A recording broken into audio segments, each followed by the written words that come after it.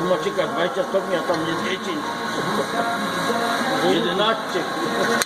A to są grzejniki polecone. Jak? To są grzejniki polecone i pompka tu jest włączona.